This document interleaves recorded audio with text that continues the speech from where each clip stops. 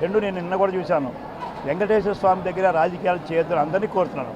నేను ఇంతకాలం ఇంచుమించు ఒక 100 సార్లు స్వామి దర్శనం చేసిన అదృష్టం పైన ఉండి ఉంటుంది. కానీ ఎప్పుడు కొండ మీదకి వచ్చిన ఆ స్వామి గురించి మాట్లాడడం తప్ప ఇక్కడ రాజకీయాలు చేయొద్దని చంద్రబాబు స్పష్టంగా చెప్తున్నారు.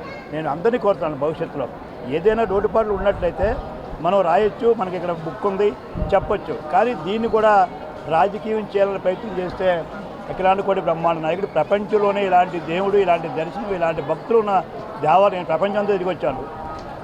ఇలాంటి దేవుడు, ఇలాంటి నిత్య కళ్యాణం పచ్చతోరణాలతో ఉండేటి వెంకటేశ్వర స్వామిని ఎవ్వరం కూడా దీన్ని మనం కలుషితం చేయడానికి వీల్లేదు.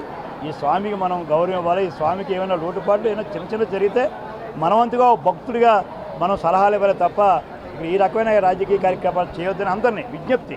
నేను రాజకీయంగా మాట్లాడలేదు. మా పార్టీ అయినా ఏ పార్టీ అయినా సరే కొండ మీద దిగిపోయిన తర్వాత మనం ఏమైనా చేసుకుందాం.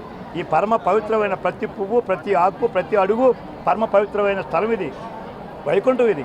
ఈ వైకుంఠంలో మనం రకరకాలుగా మాట్లాడడం ఒక సీనియర్ నాయకుడిగా నాకైతే ఇష్టం ఉండదు. నేను రిక్వెస్ట్ చేస్తాను, దయవించి భవిష్యత్తులో వెంకటేశ్వర స్వామి మీద ఏ ఒక్క రాజకీయాలు చేయొద్దని అందరికీ విజ్ఞప్తి చేస్తున్నాను.